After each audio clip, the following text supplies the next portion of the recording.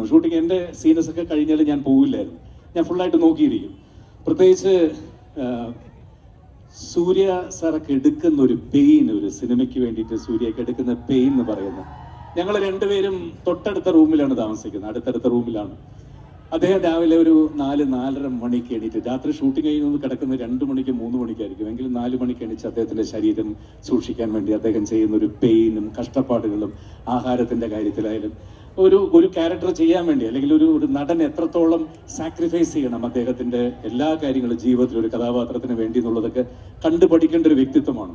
പിന്നെ എനിക്ക് ആ കുടുംബവുമായിട്ട് വളരെയധികം ഒരു അടുപ്പമുള്ള വ്യക്തിയാണ്. ഏത് സമയവും എനിക്ക് കയറി ചെല്ലാവുന്ന ഒരു വീടാണ് അദ്ദേഹത്തിന്റെ. എനിക്ക് തോന്നുന്നു അദ്ദേഹത്തെ സൂര്യയും കാർത്തികിനേക്കാൾ കൂടുതൽ എനിക്ക് അടുപ്പം അച്ഛനുമായിട്ടാണ്, ശിവകുമാർ സാറുമായിട്ടാണ് എനിക്ക് കൂടുതൽ അടുപ്പം. കാരണം അദ്ദേഹം ഇപ്പോഴും അദ്ദേഹത്തിന്റെ മനസ്സൊരു 20-25 വയസ്സായ പയ്യനാണ്. ചെറിയ ഷോർട്സ് ഒക്കെ ഇട്ടുകൊണ്ട് വീട്ടിൽ അദ്ദേഹം ഹായ് വെൽക്കം ജയറാം എന്ന് പറഞ്ഞ് എന്നെ വിളിക്കും. കാരണം അദ്ദേഹം ഇവരെക്കാൾ ചെറുപ്പമാണ് മനസ്സുകൊണ്ടും എല്ലാം. സോ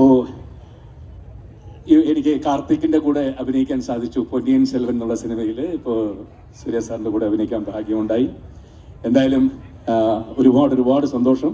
അദ്ദേഹത്തെക്കുറിച്ച് ഒരുപാട് കാര്യങ്ങൾ പലരും പറഞ്ഞിട്ടുള്ളതാണ്, നിങ്ങൾക്ക് അറിയാവുന്ന കാര്യങ്ങളുമാണ്. അദ്ദേഹത്തിന്റെ വലത് കൈ ചെയ്യുന്നത് ഇടത് കൈ അറിയരുതെന്ന് പറയുന്ന പോലെ അദ്ദേഹം ചെയ്യുന്ന കാരുണ്യ പ്രവർത്തനങ്ങൾ പറഞ്ഞാൽ ഞാൻ ഇന്ന് മുഴുവൻ പറഞ്ഞാൽ തീരില്ല. അത്രത്തോളം സഹായങ്ങളാണ് പാവപ്പെട്ടവർക്ക് വേണ്ടി ആ ഒരു മനുഷ്യൻ ചെയ്യുന്നത്. ഒരുപാടാണ്, എത്ര പറഞ്ഞാലും തീരില്ല. അദ്ദേഹം തന്നെ അതിനുവേണ്ടി ഒരു ഓർഗനൈസേഷൻ ഉണ്ടാക്കി എത്ര പാവപ്പെട്ട കുട്ടികളെയാണെന്നറിയാം ഈ ഒരു മനുഷ്യൻ പഠിപ്പിക്കുന്നത് ഫ്രീ ആയിട്ട്. എത്ര കുട്ടികളെ, ഒരുപാട് പേർക്ക് അറിയാത്ത കാര്യങ്ങളാണ്. അദ്ദേഹത്തിന്റെ ഈ ഒരു ഭംഗിയും ചിരിയും രൂപവും അദ്ദേഹത്തിന്റെ ഇത് മാത്രമേ അറിയുള്ളൂ. മറ്റൊരു സൈഡാണ് ഏറ്റവും. Thank you sir, thank you so much. நான் உங்க அந்த நல்ல മനസ്സോടെ എന്താ പാട്ട് ചുമ്മാ ചൊല്ലിട്ട് thank you sir, thank you. വേറെന്താ, ഒരുപാട് സന്തോഷം. ഇന്ന് തിരുവനന്തപുരത്തിന്റെ മണ്ണിൽ നിൽക്കുമ്പോ എനിക്ക് മറ്റൊരു സന്തോഷം കൂടി പറയാനുണ്ട്. തിരുവനന്തപുരത്തുകാർക്ക് ഓരോരുത്തർക്കും ഹൃദയത്തിൽ തൊട്ട് പറയാം, ചിത്തിര തിരുനാൾ അദ്ദേഹത്തിന്റെ, ചിത്തിര തിരുനാൾ മഹാരാജാവിന്റെ പേരിലുള്ള നാഷണൽ അവാർഡ് ഇപ്പൊ പോയി അദ്ദേഹത്തിന്റെ ഇതിൽ മേടിച്ചിട്ടാണ് ഞാൻ ഈ സ്റ്റേജിൽ വന്നത്.